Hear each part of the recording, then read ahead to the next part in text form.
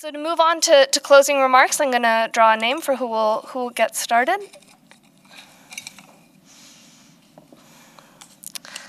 And that will be Mr. Lopez, and you will have 2 minutes.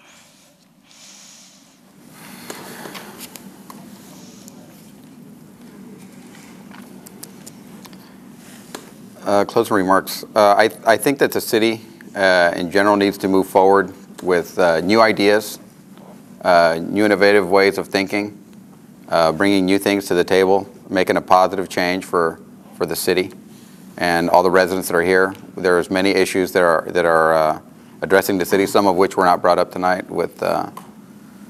I'm sure they'll come up at another debate, but there just seems to be a lot of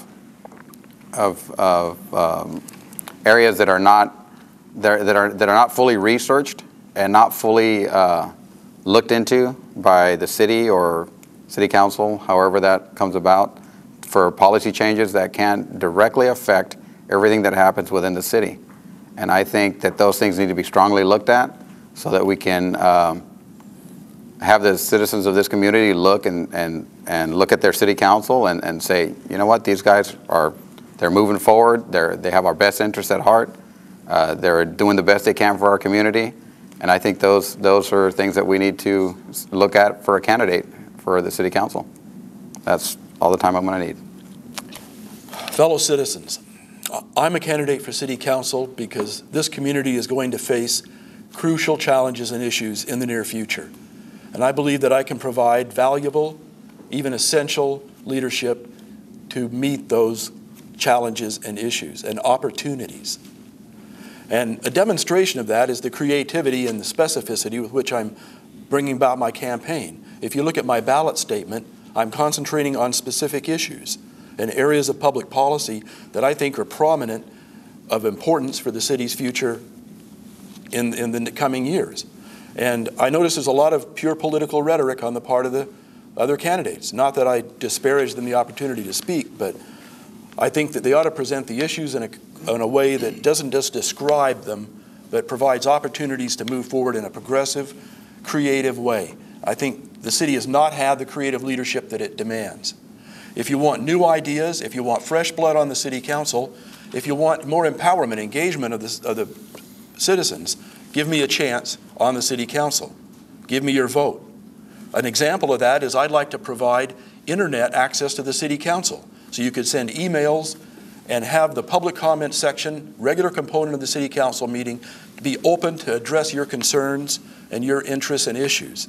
That's not being done presently. The technology exists, but it ought to exist on the city website so that we can provide the opportunity for the right kind of feedback from our citizens. Now, to go back to this American dream thing, Jeff says it exists, but you know, the American dream is home ownership. That's the lever and fulcrum of the American dream, and it's outside the reach of the vast majority of our citizens. So how can it be, you know, viable in the community at the present time? It isn't, and society is suffering on that account. The resources exist, I'm assured by city staff, to be able to tackle something like this. What doesn't exist now is the political will. We need the political will to do it. Thank you. Mr. Pimentel? Thank you very much. Certainly thank you to the Day Democrat and Wave for the opportunity. You know, I've just finished my first term as a city council member, and it seriously has been a privilege and an honor to serve my community. I've been here my entire life. I was born and raised in the city of Woodland. I went to public schools here, graduated from Sacramento State University. And I think over the last 4 years, I really have been an advocate of the community. I've been someone that has listened. I've been someone that has made decisions and have taken positions that, based on some of the knowledge, based on doing my own homework, based on making decisions and speaking to people out in the community. And I think that's extremely important and crucial when you're in public office. I also believe that there's times when you're going to take positions that not everybody agrees with, that aren't universally applauded by the entire community. I never expect any of the decisions that I've made on the council. But I do know that in my last 4 years, my record has shown for me to be an advocate for safety, for good balanced housing, for not reducing fees for developers, standing up to special interests on the city council. For example, making sure that if some business wants to come in here, we greet them, we allow city staff to work closely with them, and so that we offer different opportunities in the city of Woodland, and that we offer good, sound policy to really create the atmosphere, and that people in Woodland have a good quality of life. If you look at the community and senior center, the dog park, the sports park we're building right behind this beautiful facility, the infrastructure, and so all of it ties back together to having good sound policies on the city council. And people want to learn more, I invite them to go to artpimentel.com and learn more about the candidacy, and I hope I could get the community support on June 3rd. Please vote Pimentel. Thank you. Thank you. Ms. Doty? Thank you. I too would like to echo thank you to the Daily Democrat and to WAVE for taking the time to pull this together. It's been really interesting hearing the other candidates' responses. And I thought they were very good and thoughtful questions. I've lived in the city of Woodland for almost half my life. I live here by choice. It's been my favorite place to live of all the places I've lived, mainly because of the people. It's a wonderful community. You only need to look at the newspaper to see how extensive our volunteerism is in this community and how much people care for each other. I mean, that's one of the keynotes of this community. One of the things I really like about it. I served on the city council from 2000 to 2004. We had the first opportunity to do the capital improvements with the first special sales tax that the people of Woodland adopted. The road projects, the police station, this community center, those were all parts of the dream that the people saw then, and then they extended in '06. And part of that extension, of course, is the expansion of the Opera House and the completion of this facility, and of course, more work on the streets, which people like when they see it finished. They don't like it when we have the streets torn up. But I've also served my community in various other ways. I haven't only been a council member. I've been on the Planning Commission. I served on the Grand Jury.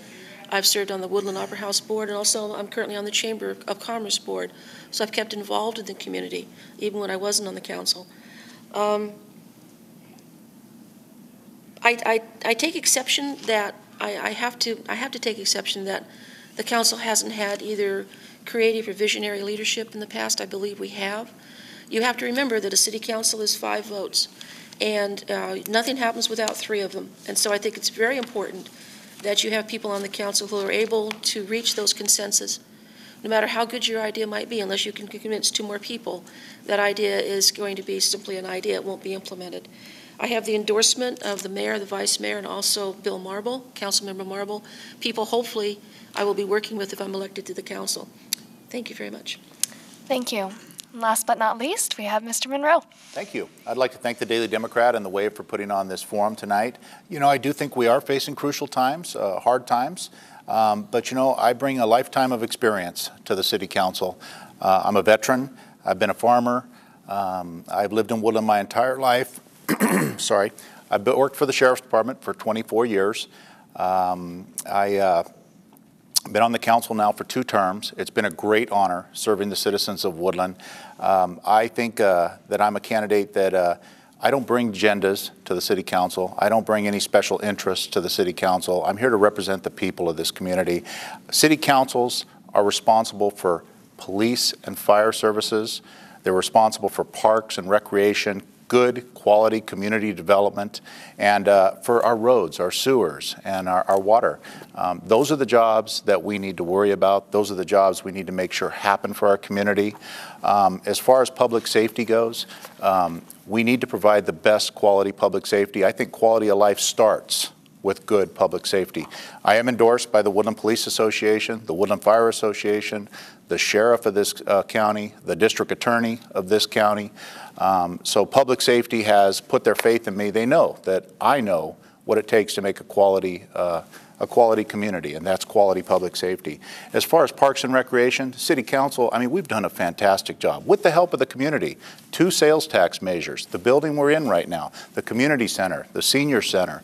I mean, we're doing so much. The sports park is starting right now. There's a lot of creativity and a lot of activity going on in this community. There's a lot of positive things going on in this community. All you have to do is drive around and look. I mean, you see things happening all downtown. You see Spring Lake happening. Look at our County Fair Mall. People thought that was dead, but it's being completely redone and fixed up. Look at our Costco. You know, when that first came about, nobody ever expected us to have a Costco. And I've got the stop sign, but I do want to thank the citizens of this community, and I hope that you will support me June 3rd. Thank you. Well, on behalf of the Daily Democrat, I'd like to thank our 5 candidates, Jeff Monroe, Fred Lopez, Bobby Harris, Art Pimentel, and Marty Doty, for a lively and informative debate. And please remember to vote on June 3rd.